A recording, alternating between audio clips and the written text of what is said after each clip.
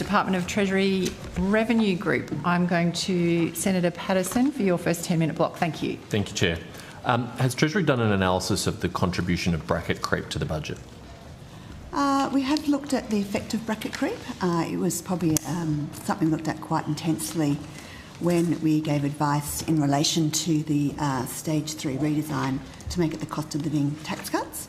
That advice is public and on the Treasury website, where we compared the impact of the bracket creep under the two scenarios. But it's probably something we just keep aware of. So in that sense, an analysis, but if you had a more particular thing you were interested in. So you can't tell me how much additional revenue has been collected as a result of bracket creep? We look at average tax rates on a regular basis, and we can talk about, probably Dr. Rawlings can talk about that. But whether we've calculated the amount of bracket creep generally, I don't think so, but I'll just see whether Dr. Rawlings does know. Louise Rawlings, First Assistant Secretary, Tax Analysis Division. We do routinely look at bracket creep, and as Ms Brown says, there are a range of ways to define bracket creep. So I don't have the number to hand on sort of the volume in the budget, but we do, as I say, look at average tax rates for average workers and various definitions. What's your preferred definition? What's the most accepted definition of bracket creep? There's actually not agreement in the literature around the exact way to define bracket creep, but we do it, as I said, in a range of ways. A way we really like looking at it is in terms of the average tax rate for the average worker, and we have done a lot of that analysis on that over time.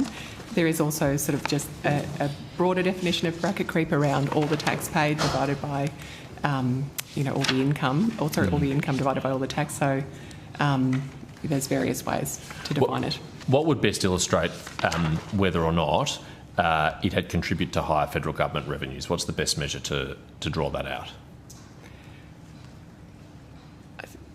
As I said, there's a range of ways to do it. We do, we update our forecasts twice yearly, and in that we look at, we take the parameters from our macroeconomic colleagues, we look at collections, we look at policy and so forth, and there's different ways to disaggregate it, but it's quite difficult to disentangle. Routinely newspapers publish figures saying bracket creep has contributed X billion dollars to the federal budget bottom line. Surely you have a way of quantifying it that is generally agreed. As I said, we do take, wage growth figures, we look at inflation, we look at income growth, but depends on, the rate of inflation you choose, the rate of wages growth and so forth. So there are ways to do it, but I don't have the number to hand.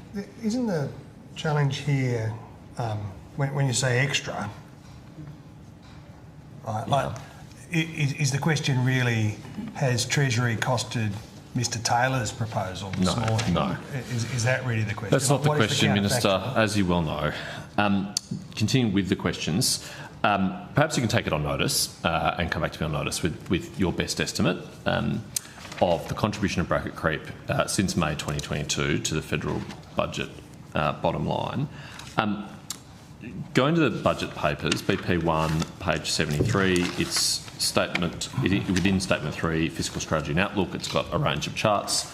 I'm particularly interested in chart 3.5, payments and receipts, and the forecast going forward. Particularly, you've obviously got the first 4 years of the forward estimates and then the medium term. I'm particularly interested in that upward slope of the revenue curve in the medium term. What causes that upward sloping revenue in the medium term? So as you indicated, Senator, we do break out in the budget the forward estimates period, and then we don't disaggregate the medium term. And there are a range of factors that will contribute to increased receipts over time, and as you say, bracket creep is one feature of the tax system, and from time to time we know that governments return bracket creep, so it is part of that in the medium term. Would it be fair to say that a substantial contribution to the estimated revenue increases is from higher income tax receipts? I'd have to take that on notice, but it is a feature of our system that we don't index rates and thresholds. So Indeed. So I'm not talking. This is not crazy talk, right? This is a reasonable assumption that a fair proportion of that increased revenue is from unindexed income tax rates as people are pushed into higher brackets over time, otherwise known as bracket creep. It's a feature of the tax system. Indeed, yes. Yeah, it is. as real incomes increase, I mean that is a good thing. It's a good thing for people who get real income increases. And Well, it's certainly as you good if say, it's- there's assumptions built in about the future. I mean, we that's one of the reasons that the government's focus, of course, is all about improving people's incomes. Thanks, Minister. It would certainly be good if it was a result of real income increases. But the point about bracket creep is it's not due to real income increases, it's due to inflation. Earn more and keep more of what they earn. Yes, we all agreed on that. Thanks, Minister. So these forecasts, they reflect current government policy, do they not? That's correct. Thank you. So is it right to infer from this graph then that the current government's policy is to close the deficit over the medium term of about 1.5% of GDP through personal income tax collection? That's a matter for government about what future intentions are around policy. Okay, but there are forecasts which you've published in the budget papers based on current government policy, which shows that the deficit will only close over the decade through higher receipts, and we have agreed that that is substantially due to higher income tax receipts. So is my assumption not correct? Our fiscal colleagues will be on later on. They look at the budget as a whole. We obviously look at the receipts and revenue side of Okay. Maybe you can help me with this then. What does, let's for argument's sake, say that that is largely bracket creep of 1.5% of GDP. What would that mean for a taxpayer? I don't have those numbers to hand, but I do have the average tax rates, as I said, for the average worker, and I can give you those figures out to 2035. That'll be helpful, thank you. As at the 2025-2026 budget, the average tax rate for a worker on average earnings was not expected to exceed 23-24 levels until 2031-32, so 2 years later than under the cost of living tax cuts. So the figure at the moment, yes, so basically you see growth under the combined tax cuts in 36, you would see the average tax cut for the average worker hit 23.6%. Right, so the first number was, say that again for me, 23 point... It'll be 23.6 in 2035-36. Yep, and the second number was? So I want to make a comparison from what they're paying today to what they would pay in 2035. In 25-26, it'll be 20.6. 20.6. I'll resist the urge, of course, to point out, Senator, that you went to the election with higher personal income tax requirement.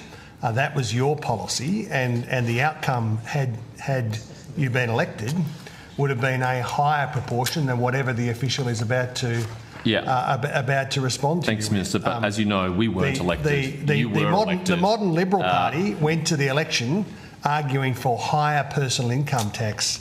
That is going to be hard to defend, and it's going to get harder every day. I wouldn't be drawing attention to it if I were you. Can I just raise a point of order? I wouldn't be drawing attention if I were you. Can I just raise a point of order? I wonder whether these political speeches are really necessary, Chair. It's not a point of order. I'll keep an eye on things. Thank you, Senator Bragg. Thanks, Chair. Keep I appreciate going, that. Senator Patterson. As you know, Minister, you won the last election. We lost the last election. That's why you're on that side of the table and I'm on this side of the table. And in budget estimates, income tax we ask questions about the government's budget, not about without any sense of hypothetical shame, alternative without any budget sense of which will shame or never be self-awareness. implemented. Yes. So, just coming back to the questions. So, as I understood it, but there was a bit of crosstalk, the average taxpayer's average rate of income tax now in this financial year is 20.6%, but it is expected to rise by 2035 to 23.6%. In other words, a 3% increase.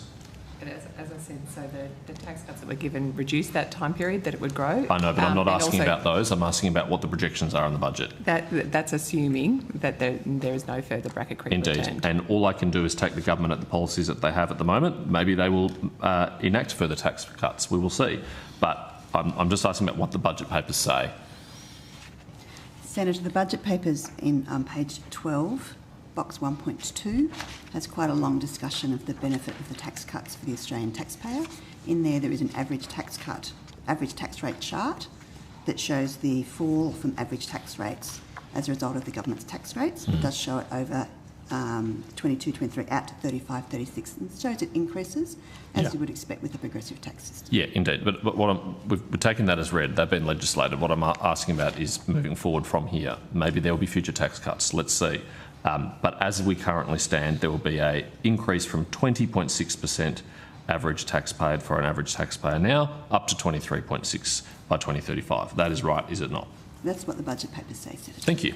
Thank you. That was what I was seeking. Thank you. I'm happy to share the call, Chair. That'd be great.